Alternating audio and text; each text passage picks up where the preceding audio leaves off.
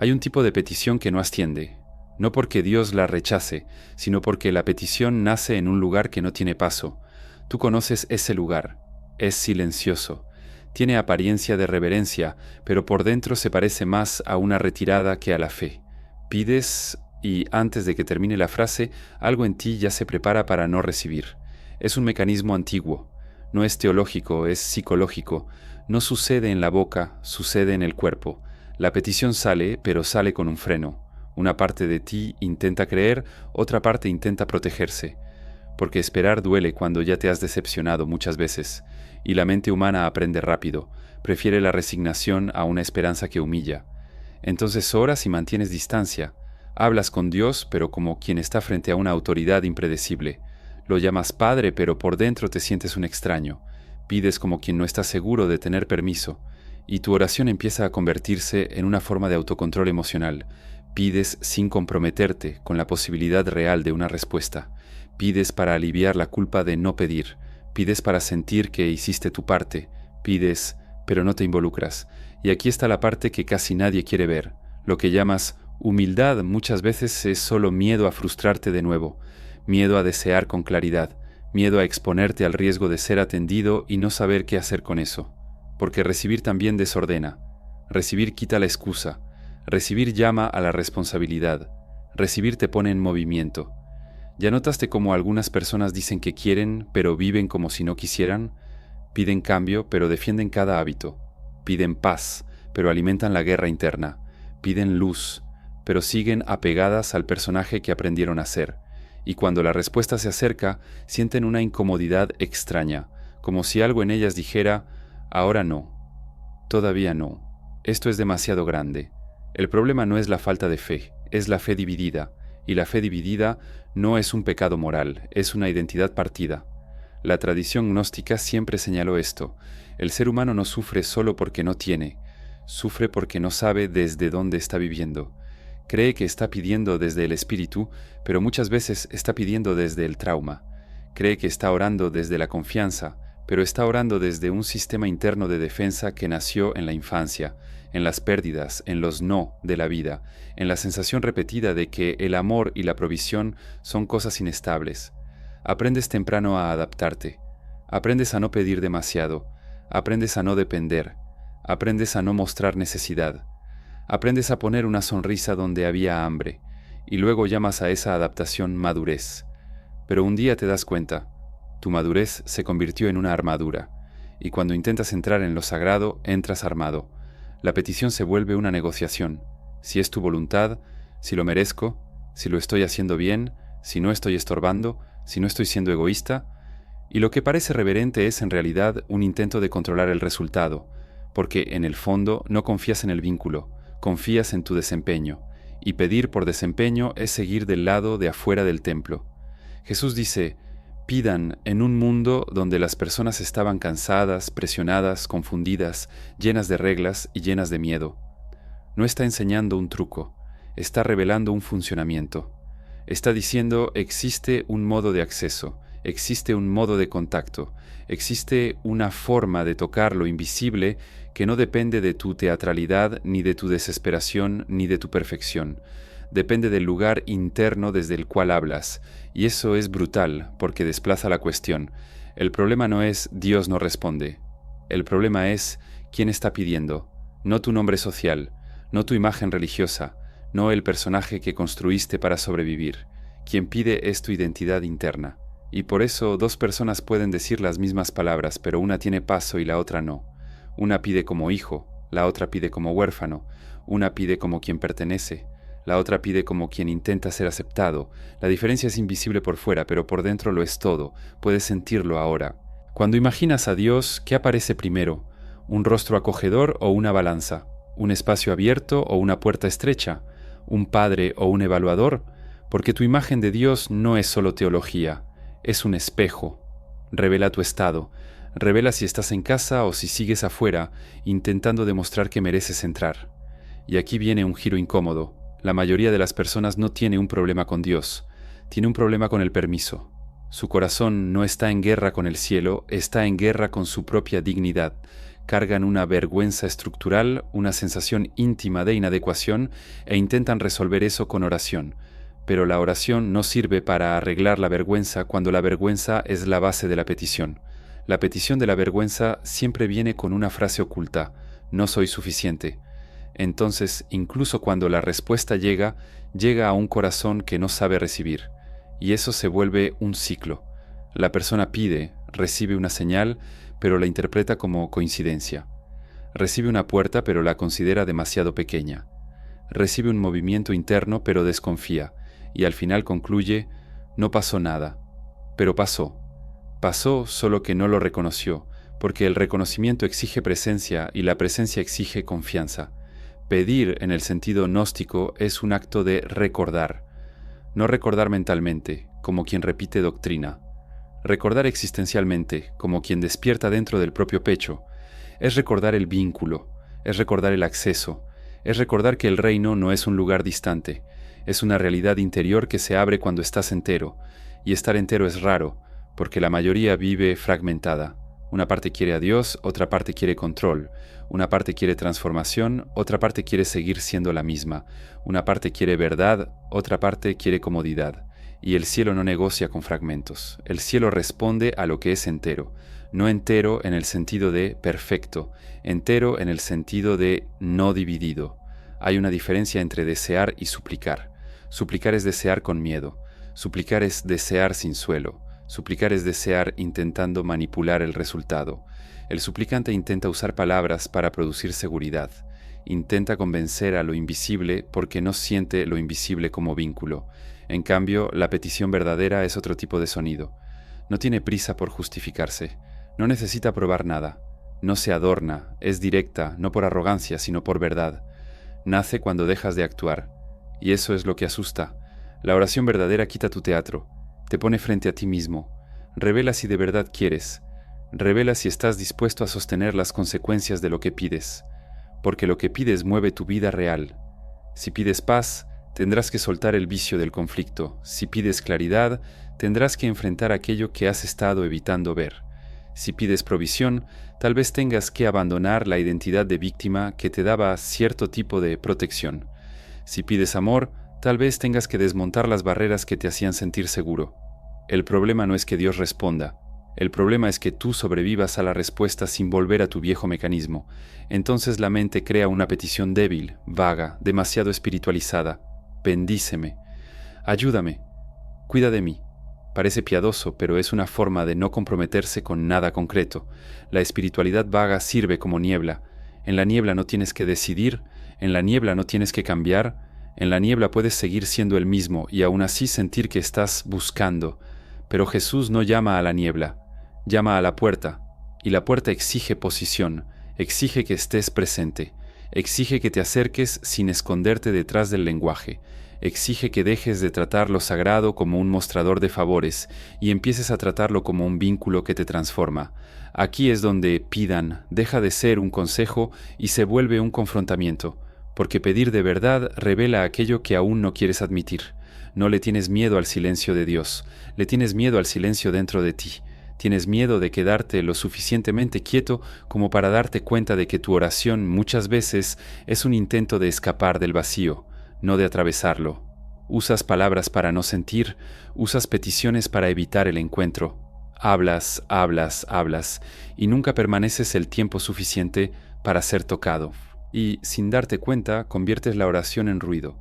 Pero el reino es silencioso, no se mueve por histeria, se mueve por alineación.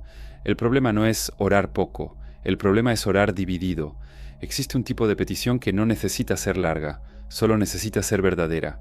Y verdadero aquí no significa bonito, significa alineado con quien eres por dentro. Significa sostenido por el mismo corazón cuando nadie está mirando. Significa sin autocompasión, sin chantaje espiritual, sin esa frase escondida que intenta obligar a Dios a probar algo. ¿Ya notaste cómo algunas personas oran para obligar a Dios a compensar sus vidas? No piden comunión, piden indemnización.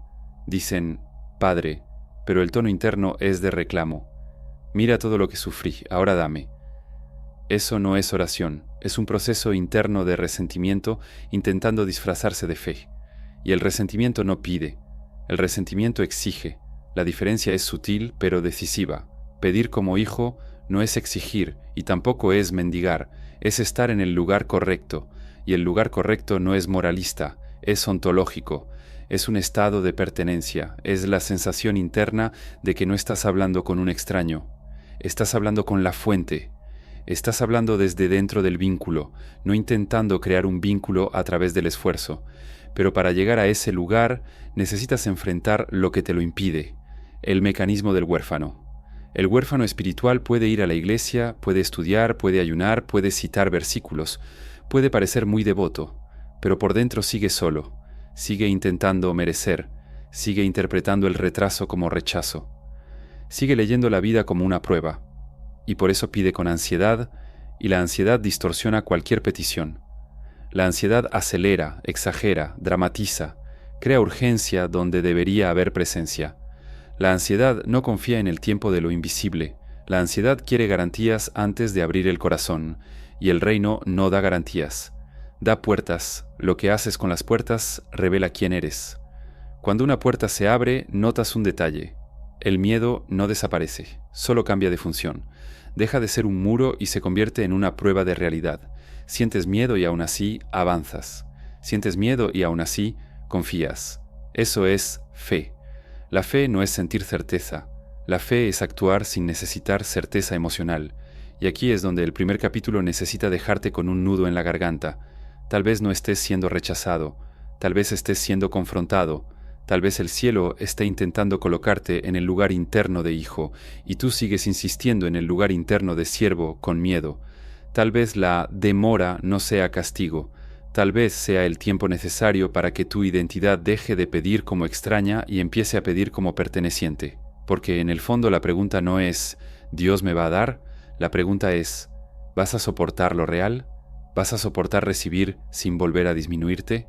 ¿Vas a soportar ser atendido sin transformar eso en orgullo o en culpa o en superstición? ¿Vas a soportar el milagro pequeño que parece inconveniente, el paso que exige decisión, el sí que viene disfrazado de responsabilidad? La mayoría de las personas no pierde la bendición, pierde la madurez para sostenerla, y eso comienza en la forma en que pides. El problema no es pedir, el problema es pedir sin estar dentro. ¿Dentro de qué? Dentro del vínculo, dentro del templo, dentro del reino, dentro del nombre. Y nombre aquí no es una etiqueta, es naturaleza, es identidad, es aquello que eres cuando nadie te está mirando, es tu posición interna, es tu lugar frente a lo invisible. Si pides desde afuera, la petición se vuelve esfuerzo. Si pides desde dentro, la petición se vuelve alineación, y ese dentro no es místico en un sentido escapista, es extremadamente concreto. Se manifiesta en la forma en que reaccionas al silencio. Se manifiesta en la forma en que interpretas los retrasos, se manifiesta en la forma en que lidias con las puertas pequeñas, se manifiesta en la manera en que sostienes la confianza cuando no hay señales. Por eso, antes de cualquier técnica, Jesús coloca una frase simple: pidan, simple por fuera, quirúrgica por dentro. Porque pedir de la manera correcta exige que dejes de mentirte a ti mismo. No necesitas gritar, no necesitas humillarte, no necesitas actuar.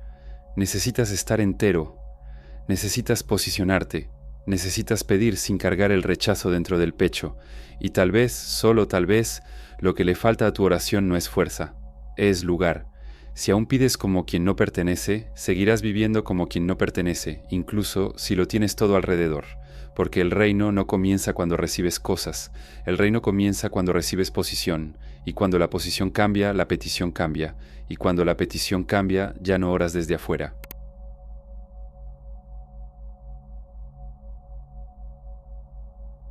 Existe un punto exacto donde nace la petición, no es verbal, es interno.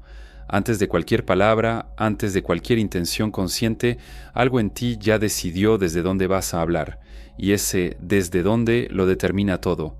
No es el contenido de la petición lo que define la respuesta, es el lugar psíquico y espiritual desde el cual emerge. Puede que no lo notes, pero cada vez que pides, ocupas una posición. A veces es la posición de quien confía, a veces es la posición de quien teme, a veces es la posición de quien espera, y a veces es la posición de quien ya se rindió, pero aún mantiene el ritual para no enfrentar el vacío. El error casi nunca está en lo que pides, está en el lugar interno que llamas yo cuando pides. La mayoría de las personas vive fuera de sí misma, vive identificada con roles, historias, culpas, expectativas ajenas, vive fragmentada. Y cuando una conciencia fragmentada le pide algo a lo sagrado, la petición también sale fragmentada. No tiene eje, no tiene centro, no tiene peso. En la tradición gnóstica esto se sabe desde hace siglos. El ser humano habla mucho, pero rara vez habla desde el núcleo. Habla desde la superficie de la mente, desde el ruido emocional, desde la ansiedad, desde la necesidad de control. Y a eso le llama oración. Pero lo sagrado no responde al ruido, responde a la presencia. La presencia no es concentración forzada, es alineación interna. Cuando Jesús habla de pedir, buscar y llamar, no está trazando una secuencia de comportamientos, está describiendo niveles de conciencia, está hablando de un movimiento interno que comienza cuando el individuo deja de identificarse con el personaje que pide y empieza a posicionarse desde el ser que es. Esto es profundamente incómodo, porque exige que veas algo que prefieres evitar. Tal vez no estás pidiendo como quien pertenece, tal vez estás pidiendo como quien observa desde fuera, como quien espera autorización, como quien no está seguro de poder ocupar espacio. Ese lugar interno tiene una textura, tiene peso, tiene tono. Cuando pides desde la inseguridad, la petición viene acompañada de tensión. Cuando pides desde la culpa, viene acompañada de justificaciones invisibles. Cuando pides desde la carencia, viene cargada de expectativa desesperada. Y cuando pides desde el orgullo espiritual, viene con exigencia disfrazada de fe. Todos esos lugares tienen algo en común. Están fuera del centro. El centro no suplica, el centro no exige, el centro no negocia, el centro reconoce. Y reconocer aquí no es un acto intelectual, es un estado del ser. Es cuando dejas de esconderte detrás de explicaciones internas y simplemente te colocas frente a lo real, sin teatro, sin armadura, sin ese tono sutil de sé que no merezco, pero ese pero siempre es revelador. Cada vez que tu petición contiene un pero, algo en ti aún no ha entrado, aún no ha cruzado la puerta, aún está del lado de afuera intentando crear seguridad antes de posicionarse. Pero la seguridad no viene antes de la posición, viene después. ¿Has notado cómo algunas personas parecen pedir poco, pero viven en una especie de flujo silencioso? No es porque sean especiales, es porque no piden desde la falta, piden desde la relación, y la relación cambia por completo el tono de la petición. La relación no es intimidad emocional, es identidad estable. Cuando sabes quién eres, no necesitas exagerar. Cuando sabes dónde estás, no necesitas gritar. Cuando sabes a quién perteneces, no necesitas explicarte. El problema es que la mayoría nunca se detuvo a habitar ese lugar. Vive en un estado continuo de desplazamiento interno, vive intentando ser aceptada, validada, reconocida, y lleva ese mismo mecanismo a la espiritualidad. Entonces ora como quien pide aprobación, ora como quien intenta ser visto, ora como quien teme equivocarse en la frase correcta. Y lo sagrado no se mueve por frases correctas, se mueve por verdad interna. Aquí entra un punto delicado. Muchas personas confunden intensidad emocional con profundidad espiritual. Creen que mientras más emoción, más poder. Mientras más lágrimas, más eficacia. Mientras más sufrimiento expuesto, más toque divino. Pero eso es una proyección humana. La emoción es movimiento, no es centro. Puedes llorar y aún así estar fuera. Puedes estar en calma y aún así estar fuera. Lo que define no es la emoción, es la posición. Pedir desde el lugar equivocado crea un fenómeno curioso. Incluso cuando algo sucede, no sientes que haya sido una respuesta. Minimizarás, racionalizarás, lo atribuirás al azar, porque en el fondo no te sientes autorizado a recibir. La petición incluso atraviesa, pero la recepción no se fija, se escurre. Eso explica por qué tantas personas dicen «nunca pasa nada», cuando en realidad pasaron muchas cosas, solo que no pudieron ser integradas. Porque integrar exige un sentido interno de legitimidad, exige que te reconozcas como alguien que puede recibir sin culpa, sin miedo, sin tener que pagar después con sufrimiento, y esto toca una herida profunda, la creencia silenciosa de que todo lo que llega demasiado fácil es peligroso. Muchos aprendieron que el amor duele, que la provisión tiene costo, que la bendición cobra intereses, y llevan eso a lo invisible. Entonces piden ya preparándose para el cobro futuro, piden esperando compensar, piden esperando pagar, y esa expectativa distorsiona por completo el flujo. La petición nace contaminada. No es que Dios exija sufrimiento, es que tú esperas sufrimiento, y la expectativa moldea la experiencia. La gnosis siempre insistió. El problema no es el mundo externo, es el estado interno desde el cual te relacionas con él. El reino no está bloqueado, es inaccesible desde ciertos estados de conciencia, no por castigo, sino por incompatibilidad. No entras a un lugar que crees que no es para ti. Y aquí surge una pregunta incómoda. Cuando pides, ¿realmente crees que puedes recibir? No en teoría, en el cuerpo, porque el cuerpo sabe antes que la mente. El cuerpo revela si estás encogido o presente, si estás avanzando o retrocediendo, si estás entero o dividido entre desear y protegerte. La petición verdadera exige un cuerpo presente, una mente no fragmentada, un corazón que sostenga. ¿Sostener qué? Sostener la posibilidad real de que algo cambie, sostener el impacto de ser atendido, sostener la responsabilidad que viene con la respuesta, porque la respuesta no es solo ganancia, es desplazamiento, es cambio de eje, es pérdida de narrativas antiguas. No puedes recibir algo nuevo sin que algo viejo muera. Y muchas personas piden queriendo lo nuevo, pero sin soltar lo viejo. Quieren luz sin soltar la sombra cómoda. Quieren claridad sin soltar la confusión que las protege de decisiones difíciles. Quieren libertad sin soltar las cadenas que definen quiénes son. Entonces la petición sale débil, indefinida, demasiado espiritualizada, no porque la persona no sepa pedir, sino porque en el fondo no quiere atravesar. El lugar desde donde pides revela si estás dispuesto a atravesar.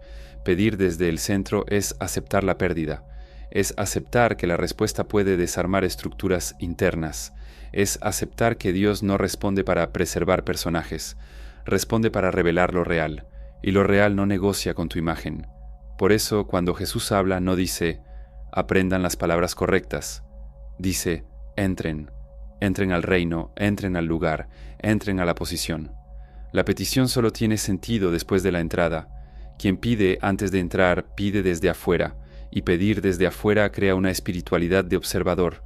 Crees, pero no habitas, admiras, pero no participas, hablas de Dios, pero no te colocas frente a Él como alguien que está dentro de la relación. Eso genera un tipo específico de cansancio espiritual, un cansancio que no viene de la falta de práctica, sino de la práctica vacía, un cansancio de repetir gestos que no atraviesan, un cansancio de hablar con el cielo sin sentir nunca que estás realmente presente. Y ese cansancio va endureciendo algo por dentro, va creando cinismo, va creando ironía, va creando esa voz interna que dice, esto es bonito, pero no funciona. Cuando en realidad lo que no funciona es el lugar desde donde sigues hablando. El cambio no comienza en la petición, comienza en la posición. No necesitas pedir más, necesitas pedir desde otro lugar, y ese otro lugar no es imaginario. Se manifiesta cuando dejas de usar la oración como escape emocional y empiezas a usarla como encuentro. Encuentro contigo mismo, encuentro con el silencio, encuentro con aquello que evitas sentir cuando siempre estás hablando. El lugar correcto no es cómodo, pero es verdadero, y la verdad crea paso. Tal vez en este punto sientas resistencia, un ligero apretón, un deseo de disentir. Eso es bueno, indica que algo fue tocado, porque el mecanismo que te mantiene fuera del centro no quiere ser visto. Prefiere la repetición, prefiere lo automático, prefiere que sigas pidiendo sin nunca posicionarte, pero cuando percibes ese mecanismo pierde fuerza, y percibir no es combatir, es ver. Ver desde dónde pides, ver el tono interno, ver la expectativa escondida, ver el miedo camuflado de humildad, ver el control disfrazado de fe. Cuando ves, algo se reorganiza, y entonces por primera vez la petición deja de ser un gesto desesperado y empieza a convertirse en un acto de alineación. Ahí es cuando el pidan comienza a tener sentido, no como una fórmula, sino como una posición viva.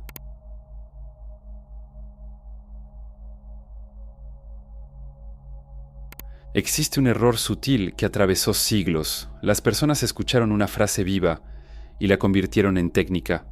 Cuando Jesús dice pidan, casi todos lo escuchan como un verbo externo, algo que se hace con la boca, algo que se formula, algo que se repite. Pero en el campo donde esas palabras fueron dichas, pedir no era un acto mecánico. Era un estado de presencia. Él no estaba enseñando qué decir. Estaba revelando desde dónde existir. Las palabras en la enseñanza viva son solo la superficie. No crean acceso. Solo revelan si el acceso ya está abierto por dentro. Por eso dos personas pueden repetir la misma oración y vivir resultados completamente distintos. Una habla desde el centro, la otra habla desde el ruido, y el reino no responde al ruido. En la gnosis esto es claro. El verbo solo tiene poder cuando nace del ser. Fuera de eso es sonido, movimiento, intento. Y el intento no abre puertas, el intento delata ausencia. Jesús no era un repetidor de fórmulas. Hablaba desde un estado interno continuo. No activaba la fe cuando la necesitaba, vivía desde ella. Por eso sus palabras no buscaban convencer a lo invisible, expresaban alineación. Este es el punto que desarma casi todo lo que aprendiste sobre pedir. Crees que la petición comienza cuando hablas, pero la petición comienza cuando estás. Cuando Jesús habla, no se desplaza internamente para acceder a Dios. Ya está posicionado. Habla desde el vínculo, no hacia Él. Eso cambia por completo la naturaleza del acto. Quien habla desde el vínculo no suplica, no dramatiza, no se explica de más, afirma porque está. Y aquí entra un símbolo fundamental, el nombre. En el pensamiento antiguo, el nombre no es una etiqueta, es naturaleza, es identidad, es posición en lo real. Pedir en nombre no significa añadir una firma espiritual al final de la frase, significa hablar desde la naturaleza correcta. Significa que la petición nace del mismo lugar desde donde opera el reino. Cuando pides sin estar en ese lugar, la petición se fragmenta. Puede incluso sonar bonita, pero no carga peso ontológico, no tiene densidad, no tiene raíz. ¿Ya sentiste esto? Oras. Pero sientes que tus propias palabras no te atraviesan. Salen, pero no regresan con eco. Es como hablar en un espacio vacío. Eso no es castigo, es diagnóstico. Indica que estás hablando fuera de ti. La petición verdadera exige que estés entero, y estar entero es raro. La mayoría vive dividida entre querer y temer, entre confiar y controlar, entre desear y protegerse, y esa división se infiltra en la oración. Pides algo, pero al mismo tiempo imaginas todo lo que puede salir mal. Pides cambio, pero calculas las pérdidas. Pides luz, pero ya piensas en el precio. La petición sale agrietada. Y el reino no se mueve por grietas, no porque sea cruel, sino porque es coherente. La coherencia espiritual no responde a lo que dices, responde a lo que sostienes. Y sostener no es esfuerzo, es alineación interna continua. Es vivir desde el mismo lugar cuando nadie está mirando. Por eso, en la gnosis, pedir no es iniciar algo, es revelar un estado ya alcanzado. Esta es la inversión que pocos soportan. No pides para luego convertirte, te conviertes. Y entonces la petición sucede. Eso desarma la ansiedad espiritual, porque la ansiedad siempre quiere usar la petición como una herramienta de transformación rápida. Quiere que la palabra produzca el estado, pero en la enseñanza viva el estado precede a la palabra. El verbo nace del silencio, y silencio aquí no es ausencia de sonido, es ausencia de conflicto interno. Cuando estás en silencio por dentro, tus palabras no necesitan empujar nada, no intentan crear realidad, reconocen la realidad que ya está en movimiento. Por eso Jesús no enseña oraciones largas, no incentiva la repetición vacía, no estimula el esfuerzo verbal. Al contrario, apunta al cuarto interior, a lo secreto, al lugar donde el personaje cae y el ser permanece. Ese secreto no es un lugar físico, es un estado de conciencia no fragmentada. Es ahí donde la petición sucede de verdad. Pero eso asusta, porque exige que abandones el control, exige que dejes de usar las palabras como escudo, exige que permanezcas el tiempo suficiente contigo mismo para darte cuenta desde dónde estás viviendo realmente. Y muchas personas no quieren eso. Prefieren la oración como ruido de fondo, algo que calma, algo que distrae, algo que da sensación de espiritualidad sin exigir transformación. Pero eso no es pedir. Eso es automedicación simbólica. Pedir, en el sentido que Jesús señala, es entrar en confrontación con lo real, es permitir que la petición revele tus divisiones internas, es dejar que el acto de pedir exponga si estás entero o no.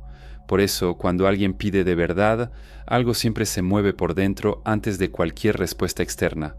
Un ajuste, una incomodidad, un desplazamiento, un silencio más denso, algo que exige presencia. Y mucha gente interpreta eso como no pasó nada, pero pasó el inicio de la integración. El problema es que la mayoría quiere el efecto externo sin pasar por el proceso interno. Quiere recibir sin atravesar, quiere resultados sin reposicionamiento, quiere respuestas sin transformación. Y el reino no funciona así, no por castigo, sino por estructura. La petición verdadera no fuerza puertas, revela qué puertas ya puedes atravesar. Y, a veces, la petición no genera una respuesta inmediata, porque el propio acto de pedir está mostrando que aún no estás en el lugar para sostener lo que vendría. Eso no es rechazo, es inteligencia. En la gnosis, a esto se le llama economía del ser. Nada es dado antes de que el recipiente esté alineado. No porque el cielo sea mezquino, sino porque dar fuera de tiempo destruye. Y eso lo cambia todo. Tal vez estás pidiendo algo que, si llegara ahora, rompería estructuras internas que todavía no puedes sostener. Tal vez el silencio sea protección, tal vez el retraso sea preparación, tal vez la ausencia de respuesta sea, en realidad, una respuesta que aún no reconoces, porque estás esperando algo externo, cuando la enseñanza apunta a algo interno. Jesús no dijo, pidan y tendrán cosas, apuntó a un modo de existencia en el que pedir y recibir forman parte del mismo movimiento. Cuando estás en el lugar correcto, pedir no es esfuerzo, es consecuencia. No pides para convencer, pides porque estás alineado, y la alineación no se fabrica, se revela. Por eso, la invitación implícita no es oren mejor, es entren al estado, entren al lugar, entren al silencio donde la petición deja de ser intento y se convierte en expresión. Mientras sigas intentando pedir con palabras aquello a lo que solo se accede con presencia, te vas a cansar. Vas a pensar que no funciona. Vas a creer que es demasiado simbólico. Vas a pensar que es abstracto. Pero no es abstracto, es preciso. El problema no es que sea difícil, es que exige verdad.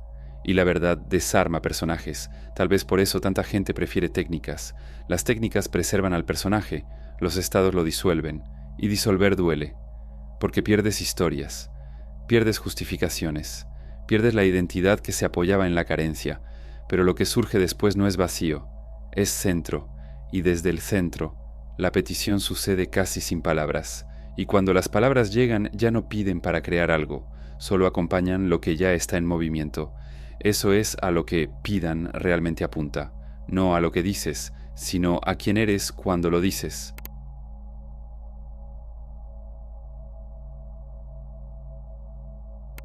La forma en que pides revela algo que quizá nunca has verbalizado. Revela quién crees ser, no quién dices ser, sino quién actúas como si fueras cuando nadie está mirando. Existe un tipo de petición que nace del Hijo, existe un tipo que nace del siervo, y existe un tipo que nace del extraño. Los tres usan palabras parecidas, pero el campo interno es completamente distinto. El Hijo pide desde el vínculo, el siervo pide desde la función, el extraño pide desde el miedo, y el reino responde de manera diferente a cada uno, no por preferencia, sino por coherencia. El hijo no pide para probar su valor, pide porque sabe que pertenece. El siervo pide intentando acertar, quiere hacerlo de la manera correcta, teme equivocarse en el tono, teme pedir de más, teme pedir de menos. El extraño pide como quien invade un espacio, pide rápido, pide disculpándose, pide esperando ser ignorado. Ahora sé honesto contigo mismo. ¿Cuál de estos lugares te resulta más familiar? No en la teoría, en la sensación. Cuando oras, ¿hay tensión en tu cuerpo? ¿Hay un cuidado excesivo con las palabras? ¿Existe esa sensación sutil de estar pidiendo demasiado? ¿O esa otra, aún más profunda, de que necesitas compensar la petición con sufrimiento, esfuerzo o sacrificio después? Eso no es humildad, es identidad herida. El siervo cree que el acceso depende del desempeño. El extraño cree que el acceso es raro. El hijo sabe que el acceso es condición, y aquí está el punto gnóstico que casi nadie quiere enfrentar. Mucha gente cree en Dios, pero no cree que es hija. Cree en el poder, cree en la ley, cree en el juicio, pero no cree en el pertenecer. Entonces construye una espiritualidad basada en el control, reglas, posturas, formas correctas de hablar. Todo eso para no enfrentar el miedo real. ¿Y si no soy suficiente? Ese miedo contamina la petición. La petición del siervo siempre carga ansiedad. La petición del extraño siempre carga vergüenza. Solo la petición del hijo carga reposo. Y el reposo no es pasividad, es estabilidad interna. El hijo no pide con prisa. No pide para aliviar la culpa, no pide para probar su fe, pide porque confía en el vínculo más de lo que confía en su propio desempeño. Pero eso exige algo difícil, renunciar a la identidad construida alrededor del esfuerzo. Para muchas personas, sufrir se volvió identidad, luchar se volvió identidad, esforzarse se volvió identidad. Y el hijo no se define por el esfuerzo, se define por la relación. Esto provoca resistencia, porque si dejas de ser siervo, ¿quién eres? Si dejas de luchar, ¿qué queda? Si dejas de intentar merecer, ¿qué sostiene tu valor? Aquí es donde el mecanismo interno se revela. Muchos prefieren seguir pidiendo como siervos porque eso preserva la narrativa del estoy intentando, preserva la sensación de control, preserva la identidad conocida. El problema es que el reino no se mueve por intento, se mueve por posición, y la posición no se conquista, se asume. Asumirse hijo no es arrogancia, es aceptar la realidad del vínculo, pero aceptar eso desmonta el teatro interno. Ya no puedes usar la oración para esconderte, ya no puedes usar la falsa humildad como protección, ya no puedes culpar a Dios por la distancia que tú mismo mantienes, porque el hijo no mantiene distancia, no pide ser visto, ya es visto, no pide ser aceptado, ya pertenece, y eso cambia por completo la energía de la petición. La petición del hijo no intenta conmover, no intenta impresionar, no intenta negociar, es directa, simple, enraizada, y curiosamente es justamente este tipo de petición la que parece menos espiritual para quienes aún viven como siervos, porque no tiene drama, no tiene esfuerzo visible, no tiene ese dolor exhibido que parece señal de devoción, pero el reino no se conmueve con el dolor exhibido, responde al alineamiento silencioso. Aquí está el giro que pocos soportan. Mientras pidas como siervo, interpretarás el silencio como rechazo. Mientras pidas como extraño, interpretarás la demora como castigo. Solo el hijo entiende el silencio como espacio de maduración, y eso lo cambia todo. El siervo cree que necesita hacer algo para desbloquear la respuesta. El extraño cree que hizo algo mal. El hijo permanece sin ansiedad, permanece sin abandonarse, permanece sin crear historias, porque no basa su identidad en la respuesta, la basa en el vínculo. ¿Te das cuenta de lo profundo que es esto? La mayoría no sufre porque no recibe. Sufre porque usa la petición para intentar confirmar quién es. Si Dios responde, valgo. Si Dios me da, pertenezco. Si Dios actúa, entonces estoy bien. Esa es una espiritualidad frágil, dependiente, infantil en el peor sentido. El hijo no necesita confirmación constante, pide sí, pero no colapsa si la respuesta no llega en el formato esperado, porque no está pidiendo para saber si es amado, pide desde el amor. Y eso exige una madurez que duele, porque necesitas abandonar la dependencia emocional de la respuesta, necesitas dejar de usar a Dios como espejo de tu inseguridad. Eso no significa frialdad, significa enraizamiento. La petición del hijo nace desde dentro, no asciende temblando, no asciende pidiendo disculpas por existir, asciende como expresión natural de relación, y eso revela algo perturbador. Tal vez el problema nunca fue cómo pedir, tal vez siempre fue quién crees ser cuando pides. Hijo, siervo, extraño, estos tres estados coexisten en ti, pero solo uno puede ocupar el centro. Mientras el siervo esté al mando, la petición será esfuerzo. Mientras el extraño esté al mando, la petición será miedo. Solo cuando el hijo asume el centro, la petición se vuelve alineamiento. Y alinearse no es repetir frases, es sostener identidad incluso en el silencio. Tal vez ahora sientas un malestar específico, una sensación de exposición, como si algo hubiera sido visto. Eso es señal de que tocaste el punto correcto, porque nadie resiste lo superficial, solo resistimos aquello que nos revela.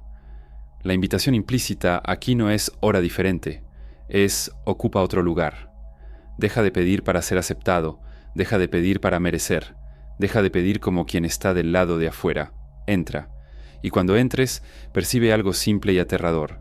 La petición cambia por sí sola, no porque aprendiste una técnica nueva, sino porque dejaste de ser quien pedía desde la carencia y comenzaste a pedir desde el pertenecer, y eso no se enseña, se reconoce.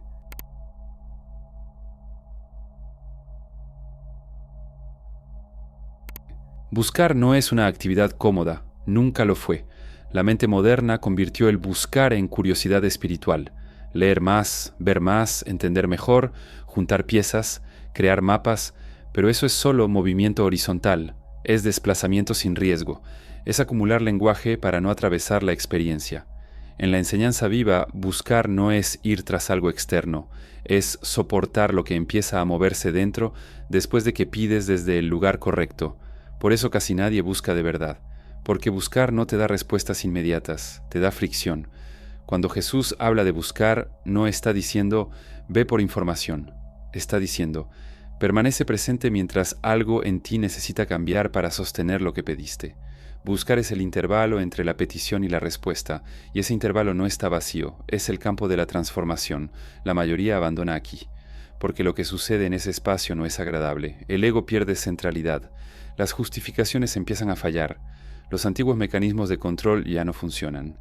Sientes un ligero desajuste, una pérdida de referencia, un malestar que no tiene nombre, y la mente intenta escapar de inmediato.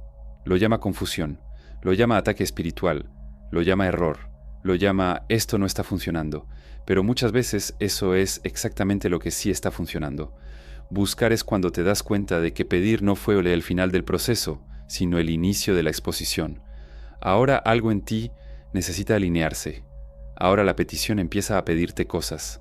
Eso asusta, porque imaginabas que buscar significaba esfuerzo activo, hacer más, dedicarte más, disciplinarte más.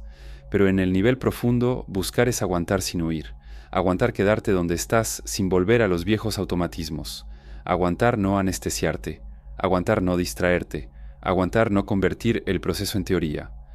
Buscar es cuando la petición empieza a tocar tu carácter. Si pediste claridad, buscar puede significar enfrentar una verdad que desarma una narrativa antigua. Si pediste paz, buscar puede significar abandonar conflictos que alimentaban tu identidad. Si pediste provisión, buscar puede significar soltar el papel de víctima que te daba atención. Si pediste amor, buscar puede significar dejar caer defensas que te hacían parecer fuerte. Buscar no agrega, buscar quita, y por eso casi nadie quiere continuar. A la mayoría le gusta la petición porque aún preserva la identidad antigua. Pides sin comprometerte, pero cuando empiezas a buscar, te das cuenta de que algo necesita morir. Y la mente resiste. Prefiere la frustración conocida a la transformación desconocida. Entonces crea atajos espirituales, crea distracciones religiosas, crea discursos elevados, todo para no permanecer en el punto exacto donde algo interno está siendo reorganizado. Buscar exige silencio, no el silencio estético, sino el silencio que te impide explicarlo todo demasiado rápido, porque explicar demasiado pronto es una forma de huir. Pones lenguaje donde todavía debería haber presencia. En la gnosis esto es claro. El conocimiento verdadero no viene antes de la transformación, viene después. Antes de eso, lo que hay es incomodidad, no claridad. Y quien busca claridad antes de tiempo, crea ilusión. Buscar es aceptar ese intervalo sin intentar llenarlo. Es sostener la tensión de no saber exactamente cómo se van a reordenar las cosas. Es confiar en el proceso sin necesitar garantías constantes.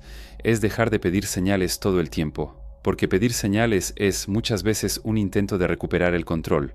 Buscar es confiar sin pruebas nuevas, y eso es radical. La mente quiere saber, ¿cuándo va a pasar? El espíritu responde, cuando estés listo para no usar la respuesta para huir de ti mismo. Eso suena duro, pero es honesto. Lo que bloquea a la mayoría no es la falta de fe, es el apego a la identidad antigua. Buscar desmonta ese apego. Y aquí hay un punto delicado. Buscar no significa mejorar el ego, significa permitir que el ego pierda dominio, y el ego no coopera con eso. Crea narrativas espirituales sofisticadas para seguir al mando. Acepta el cambio siempre que no sea estructural. Por eso tantas personas buscan durante años y siguen siendo las mismas. Buscan respuestas, no transformación. Quieren entender sin que nada muera. Quieren luz sin perder sombras queridas. Quieren verdad sin perder personaje. Pero buscar de verdad te coloca en un corredor estrecho. Empiezas a notar hábitos, reacciones, pensamientos automáticos que ya no se sostienen. Ves cosas en ti que no son compatibles con lo que pediste, y eso crea fricción interna. Esa fricción no es falla, es alineación en proceso. Buscar es aceptar esa fricción sin justificarte, sin condenarte, sin teatralizar arrepentimiento, simplemente permaneciendo consciente mientras el sistema interno se reorganiza. Eso exige madurez. La mayoría quiere saltar directo al resultado, quiere tocar la puerta sin buscar, quiere recibir sin convertirse en un recipiente adecuado, y luego llama a eso fe frustrada. Pero la secuencia no es arbitraria. Pedir revela el deseo, buscar revela la estructura, y solo entonces la puerta puede abrirse sin destruirte. Buscar es la etapa en la que empiezas a darte cuenta de que Dios no te está cambiando a la fuerza, está exponiendo dónde aún resistes, está mostrando qué partes de ti no pueden sostener lo que pediste. Y eso es misericordia, no retraso, pero el ego lo llama demora, lo llama prueba, lo llama abandono, porque el ego odia los procesos que no controla. Buscar exige que confíes más en el proceso que en tu interpretación inmediata. Exige aceptar que sentir incomodidad no significa estar fuera del camino. Muchas veces significa exactamente lo contrario. ¿Has notado cómo, cuando algo empieza a cambiar de verdad, la primera reacción es el malestar? Antes de la claridad viene la desorganización. Antes de la paz viene el enfrentamiento. Antes de la estabilidad viene el desequilibrio. Buscar es no abortar el proceso en ese punto. Es no correr de vuelta a lo conocido solo porque lo desconocido aún no tiene forma. Y eso toca una herida profunda, la necesidad de control. Muchos le piden a Dios, pero quieren decidir cómo llegará la respuesta. Quieren determinar el ritmo, la forma, el impacto. Quieren participar en la decisión sin soltar la centralidad. Buscar desmonta eso. Buscar te coloca en una posición de escucha activa, no de mando. Dejas de ser el gerente del proceso, y eso duele, porque pierdes la sensación de superioridad espiritual, pierdes la ilusión de saber qué es lo mejor, pierdes la narrativa de yo lo haría diferente. Buscar exige humildad real, no performativa. La humildad aquí no es disminuirte, es dejar de disputar el control. Cuando buscas de verdad, empiezas a notar que muchas de tus oraciones antiguas eran intentos de evitar esta etapa. Eran peticiones para saltarte procesos, eran pedidos para resolver sin atravesar, pero el reino no se salta etapas internas, respeta el ritmo de la integración. Buscar es cuando aprendes a quedarte con las preguntas sin convertirlas de inmediato en respuestas, cuando soportas el silencio sin interpretarlo como rechazo, cuando permaneces fiel a la petición incluso cuando el ego empieza a perder comodidad. Y aquí hay una paradoja. Buscar es activo, pero no es ansioso. Actúas cuando necesitas actuar, pero no te agitas para forzar resultados. Observas más de lo que reaccionas, ajustas más de lo que exiges. Buscar es cuando la oración deja de ser discurso y se convierte en postura diaria. No algo que haces en momentos específicos, sino algo que reorganiza la forma en que vives. Y eso es silencioso. No hay espectáculo, no hay testimonio dramático, no hay sensación constante de poder. Hay presencia, y la presencia es lo que prepara el terreno para la puerta. Por eso muchos nunca llegan a la siguiente etapa. Se cansan de buscar porque buscar no alimenta al ego, no da aplauso interno, no da certeza rápida, no da identidad especial. Buscar te vuelve simple, y la simplicidad amenaza identidades construidas. Pero de esa simplicidad nace la madurez necesaria para lo que viene después, porque tocar la puerta sin haber buscado es violencia espiritual. Es intentar entrar sin haber sido transformado lo suficiente como para no profanar el espacio, y el reino se protege no cerrando puertas, sino exigiendo transformación previa. Buscar es esa exigencia en forma de proceso, y si sientes que algo en ti está siendo lentamente desmontado, sin drama, sin explicación clara, tal vez estés buscando de verdad por primera vez. No luches contra eso, no apresures eso, no lo espiritualices de más. Permanece, porque quien soporta buscar, un día reconoce la puerta sin necesidad de anuncio.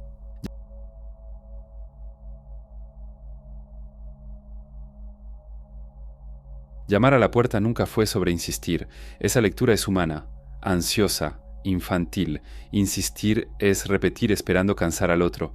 Llamar en la enseñanza viva es permanecer entero frente al límite. La puerta no existe para poner a prueba tu paciencia. Existe para revelar si puedes sostener presencia cuando no hay una respuesta inmediata. La mayoría confunde la fe con intensidad emocional. Cree que llamar significa subir el volumen, la frecuencia, la carga dramática. Ora más fuerte, ora más veces, ora con más emoción, pero eso no es llamar. Eso es intentar forzar, y el reino no se abre a la fuerza. Llamar es algo mucho más sutil y mucho más difícil. Es seguir ahí sin necesitar convencerte de nada, sin crear historias, sin interpretar el silencio como abandono, sin convertir la demora en narrativa. Aquí es donde el mecanismo interno se revela con brutal claridad, porque cuando no hay una respuesta visible, la mente colapsa. Quiere cerrar el ciclo, quiere significado rápido, quiere explicación, quiere control. Entonces crea conclusiones. No era para mí, no funcionó, me equivoqué. Dios se alejó, esto no es más que simbolismo. Todo eso son intentos de alejarse de la puerta sin admitir que se fue. Llamar es lo opuesto a eso. Llamar es permanecer sin garantías de tiempo, sin garantías de forma, sin garantías de confirmación emocional. Sigues presente no porque sientas algo, sino porque estás alineado con lo que pediste. No cambias la petición cada semana, no la reformulas por inseguridad, no intentas negociar con nuevas promesas, la sostienes. Sostener es el verbo clave aquí. Lo que cansa a las personas no es el silencio, es la incapacidad de permanecer sin dramatizar. El silencio expone algo incómodo, no controlas el proceso, y eso activa el miedo más profundo del ego, el miedo a no ser necesario, el miedo a no estar al mando, el miedo a ser solo parte de algo más grande. Llamar a la puerta es aceptar ese lugar, no es pasividad, es firmeza sin agitación. No te alejas, pero tampoco presionas, no abandonas, pero tampoco exiges. No te distraes, pero tampoco te desesperas. Permaneces en el punto exacto donde la petición fue hecha desde el centro. Eso exige madurez emocional y espiritual. Por eso casi nadie llega hasta aquí de verdad. La mayoría convierte el llamar en campaña, en esfuerzo prolongado, en ritual, en repetición vacía, y luego llama fidelidad al cansancio. Pero el cansancio, muchas veces, viene de la lucha interna, no de la espera. Quien llama de verdad no está luchando, está presente, y la presencia no desgasta. Lo que desgasta es la resistencia. ¿Has notado cómo el silencio consciente cansa menos que intentar distraerte todo el tiempo? Es el mismo principio. La tensión viene del intento de escapar del momento, no del momento en sí. Llamar a la puerta es aceptar que la puerta tiene inteligencia. Se abre cuando el interior y el exterior son compatibles, no cuando pruebas algo, no cuando sufres lo suficiente, no cuando acumulas méritos invisibles. Se abre cuando puedes permanecer siendo el mismo frente a lo desconocido. Eso es raro, porque el ego solo sabe existir en movimiento. Necesita hacer algo, resolver algo, concluir algo. Cuando eso no ocurre, crea drama, y el drama es una forma de huida.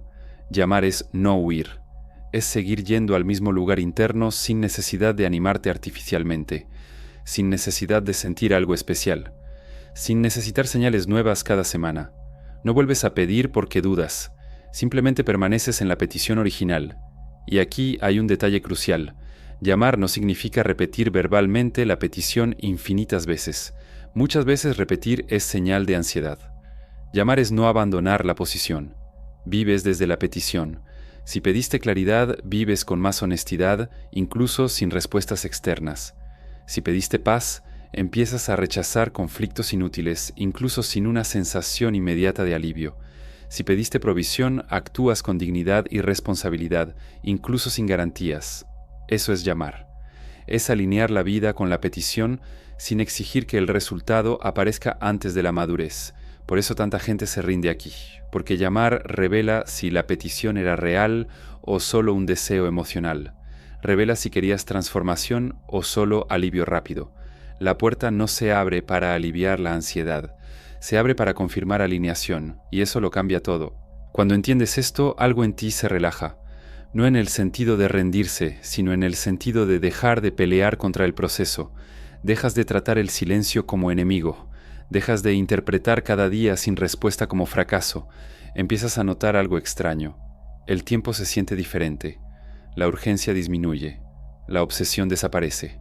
La petición sigue viva, pero ya no ocupa tu mente como un peso.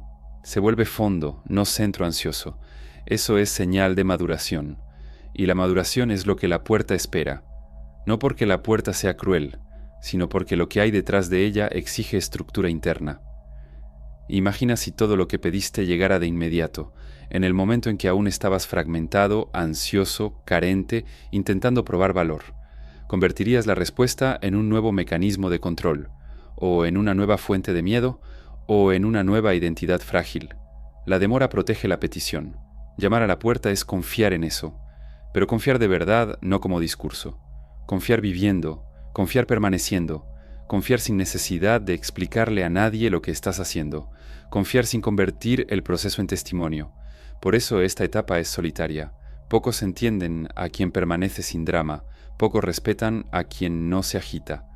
El mundo valora el movimiento visible, no la presencia silenciosa, pero el reino se mueve en el silencio.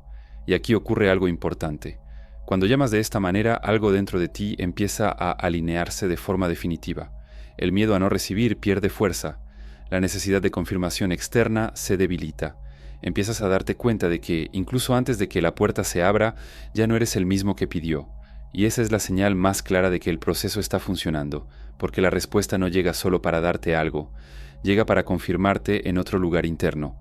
Cuando la puerta finalmente se abre, no se abre para alguien desesperado, se abre para alguien estable, alguien que no va a usar lo que recibe para inflar el ego ni para esconderse de sí mismo. Y muchas veces, cuando la puerta se abre, casi no lo notas al principio. No hay trompetas, no hay explosión emocional, hay un movimiento discreto, una oportunidad, un desplazamiento, una claridad simple. Y solo quien aprendió a permanecer reconoce eso.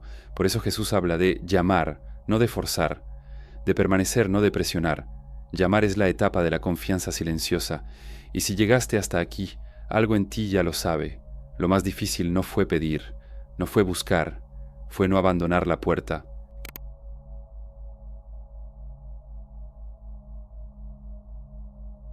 Casi nadie pierde la respuesta. Eso es una ilusión cómoda. Lo que la mayoría pierde es el momento. Existe un intervalo delicado entre que la puerta se abre y que tú la reconoces como puerta. Ese intervalo es silencioso. No viene con aviso, no viene con emoción elevada, no viene con la sensación de ahora sí. Llega como algo demasiado pequeño para quien aún espera grandeza. La respuesta rara vez llega como una conclusión. Llega como un inicio, un desplazamiento sutil, una oportunidad que exige decisión, una claridad que pide acción antes de certeza. Y es exactamente ahí donde muchos fallan, porque todavía están esperando el evento que confirme todo antes de moverse. Todavía quieren seguridad antes de atravesar. Todavía quieren sentir que es Dios sin tener que arriesgar nada de lo que sostiene su identidad actual. Entonces el momento pasa, no porque Dios se haya retraído, sino porque tú no te moviste. La mente espiritualizada espera respuestas que no exijan pérdida, espera algo que encaje perfectamente en la vida actual, sin exigir una reestructuración interna. Pero el reino no confirma personajes, invita a la travesía, y toda travesía exige abandonar algo conocido. Por eso tantas respuestas parecen demasiado pequeñas, no alimentan al ego espiritual, no ofrecen espectáculo, exigen presencia inmediata. Sientes un impulso discreto, una inclinación interna, una percepción que no se repite, y si dudas demasiado, el momento se cierra, no como castigo, como dinámica viva. El reino no insiste, se ofrece, y solo reconoce la oferta quien aprendió a permanecer atento sin ansiedad. La mayoría sigue atrapada en la expectativa de que la respuesta elimine el miedo, pero la respuesta rara vez elimina el miedo, lo desplaza, te invita a caminar a pesar de él. Quien espera ausencia total de miedo pierde el momento. Quien espera certeza absoluta pierde el momento. Quien espera confirmación externa pierde el momento, porque el momento exige acción antes de la confirmación. Esto es duro de aceptar, pero piensa con honestidad. ¿Cuántas veces sentiste que debías dar un paso, decir algo, abandonar algo, empezar algo, y retrocediste esperando una señal mayor? ¿Cuántas veces llamaste prudencia a lo que en realidad era miedo bien vestido? El momento pasó. Y luego llamaste a eso, Dios no respondió. Pero respondió. Respondió en el único formato que preserva tu libertad. La respuesta no te empujó, te invitó, y una invitación no se impone. En la gnosis esto es claro, el reino no opera por coerción, opera por reconocimiento. Solo atraviesa quien ve, y solo ve quien está lo suficientemente presente para percibir lo pequeño. Lo grande aparece después, la mayoría espera algo que lo resuelva todo de una vez. Pero el reino se revela por etapas, porque solo puedes sostener lo real por etapas. Si llegara completo, te rompería. Por eso la respuesta llega como semilla, no como árbol, y la semilla exige cuidado inmediato, exige decisión, exige riesgo. Debes plantar sin saber exactamente cómo será el crecimiento. Por eso muchos reciben y no se dan cuenta. Estaban esperando un paquete cerrado y recibieron una puerta estrecha. Estaban esperando alivio y recibieron responsabilidad. Estaban esperando confirmación y recibieron dirección. Y la dirección sin movimiento no sirve de nada. El momento exige valentía silenciosa, no una valentía épica, sino una valentía cotidiana, la valentía de decir sí cuando aún hay duda, la valentía de avanzar sin aplauso interno, la valentía de actuar sin convertir el paso en testimonio. El momento no se repite de la misma manera. Cuando lo pierdes, algo en ti lo sabe. Hay una sensación vaga de era ahí, un arrepentimiento leve, no dramático, un silencio que dura más de lo debido. Y entonces vuelves a pedir. Pero ahora la petición carga frustración, y la frustración distorsiona el campo, no porque Dios se haya alejado, sino porque pasaste el tiempo interno de ese movimiento. Ahora la petición necesita atravesar otro ciclo, otra maduración, otra espera. Eso enseña algo duro. El reino tiene ritmo, y tú no controlas ese ritmo. Por eso la enseñanza nunca fue esperen señales, fue estén atentos. Atentos a lo pequeño, atentos a lo simple, atentos a lo que no grita. La respuesta que cambia tu vida rara vez grita, susurra una sola vez, y quien está ansioso no escucha. Quien está carente interpreta mal. Quien está fragmentado racionaliza. Solo quien está entero reconoce. Por eso todo el proceso anterior era necesario. Pedir desde el lugar correcto, buscar sin huir, llamar sin insistir. Todo eso no era para convencer a Dios, era para afinarte a ti, afinar tu percepción, afinar tu escucha, afinar tu valentía. Porque cuando el momento llega, no hay tiempo para reorganizarlo todo. O estás disponible o no lo estás. Y disponible aquí no significa listo, significa dispuesto. Dispuesto a perder una versión antigua de ti. Dispuesto a atravesar sin garantía. Dispuesto a sostener las consecuencias del sí. La mayoría no pierde la respuesta, pierde la disposición. Y luego llama a eso misterio. Pero no es misterio, es dinámica viva. El momento no regresa igual. Se transforma, y lo que no atraviesas por conciencia, la vida te lo cobra por repetición. Por eso este capítulo no termina con una promesa, termina con una advertencia silenciosa. Cuando algo pequeño se mueva dentro de ti, no esperes a que se vuelva grande para actuar. Es ahí, siempre fue ahí.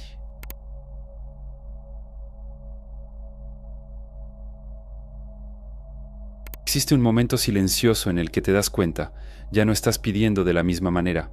No porque hayas aprendido algo nuevo, sino porque algo en ti cayó. Cayó la urgencia, cayó el regateo, cayó la necesidad de confirmación constante. La petición sigue existiendo, pero ahora ya no ocupa el centro como un hueco, descansa como una dirección, como algo que orienta, no como algo que absorbe.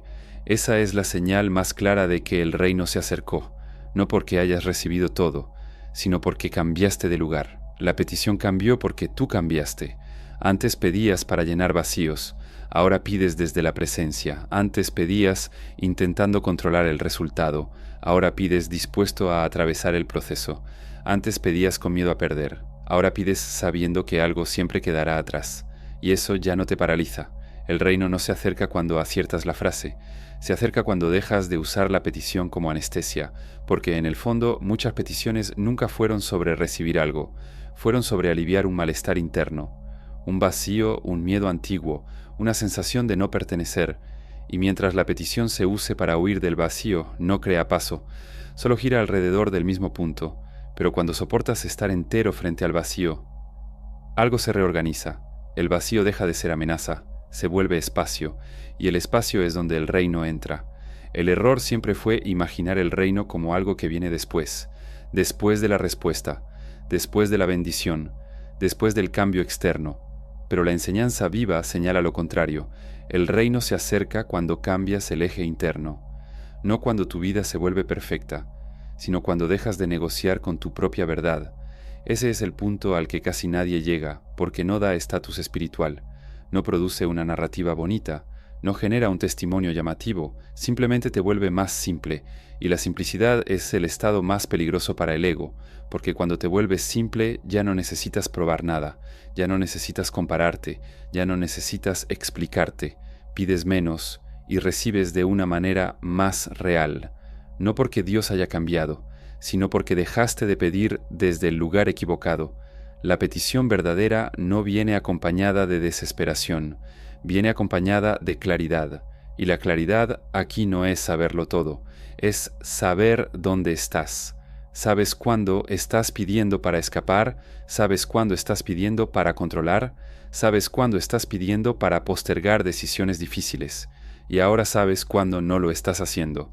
La petición que nace del centro no grita, no suplica, no amenaza con rendirse, simplemente se sostiene, y eso crea una dignidad interna que cambia la forma en que vives, incluso antes de cualquier respuesta visible. Empiezas a actuar diferente, a elegir diferente, a posicionarte diferente. No porque hayas recibido algo, sino porque dejaste de abandonarte. El reino se acerca cuando dejas de traicionarte, cuando dejas de pedir cosas que sabes que no podrías sostener, cuando refinas el deseo hasta que cabe en tu madurez actual, cuando aceptas que algunas respuestas no vendrán como imaginabas y aún así permaneces. Pedir de esta manera no te vuelve especial, te vuelve verdadero, y la verdad siempre es el suelo de lo sagrado. Tal vez a lo largo de este camino hayas notado algo incómodo. Muchas de tus oraciones antiguas eran intentos de seguir siendo el mismo. Ahora la petición ya no sirve para eso.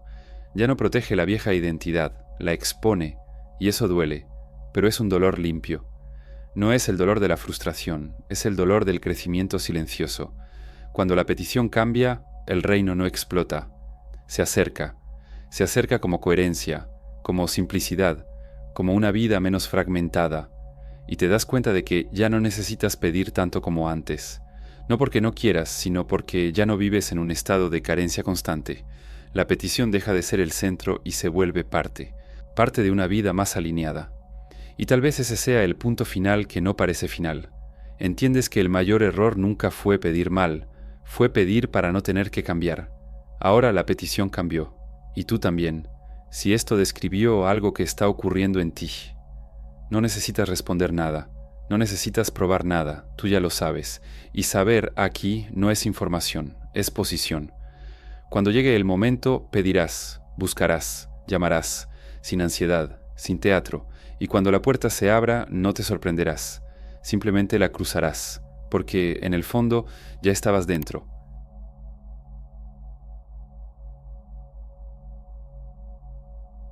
Antes de cerrar, déjame decirte algo que no forma parte del guión, pero sí forma parte del camino. Hubo un tiempo en el que yo también pedía mucho, pedía bien, pedía mal, pedía bonito, y aún así casi siempre sentía que algo no atravesaba. Recuerdo una noche específica, silencio absoluto, ninguna respuesta, ninguna sensación especial, solo un cansancio limpio, distinto. No era desesperación, era lucidez. Por primera vez me di cuenta de que no estaba frustrado con Dios, estaba cansado de esconderme de mí mismo. Esa noche no pedí nada nuevo, simplemente me quedé, y algo cambió, no afuera sino adentro. La petición perdió urgencia, y junto con ella cayó una versión mía que solo sabía existir desde la carencia. No pasó nada milagroso al día siguiente, pero yo ya no estaba en el mismo lugar. Por eso existe este contenido, no para enseñarte a pedir mejor, sino para ayudarte a percibir desde dónde has estado pidiendo toda la vida. Si en algún momento de este video sentiste un apretón silencioso, un reconocimiento extraño, una pausa interna, entonces eso no fue información, fue espejo. Y al espejo no se le agradece, se le sostiene. Si este video describió algo que ocurre dentro de ti, tal vez este canal sea un lugar para permanecer. Puedes suscribirte, no por costumbre, sino para continuar este tipo de conversación que no grita, no promete y no infantiliza la conciencia. Si quieres escribir algo en los comentarios, no necesitas explicar nada. Una frase simple es suficiente, o incluso el silencio consciente de quien entendió. Y si sientes que alguien necesita escuchar esto, no para despertar, sino para dejar de abandonarse, compártelo. Los siguientes videos que están apareciendo ahora no continúan este tema. Profundizan en el lugar interno del que nace. Si entraste en este espacio, tal vez valga la pena atravesar un poco más, sin prisa, sin expectativa, sin teatro. Tú ya sabes qué hacer.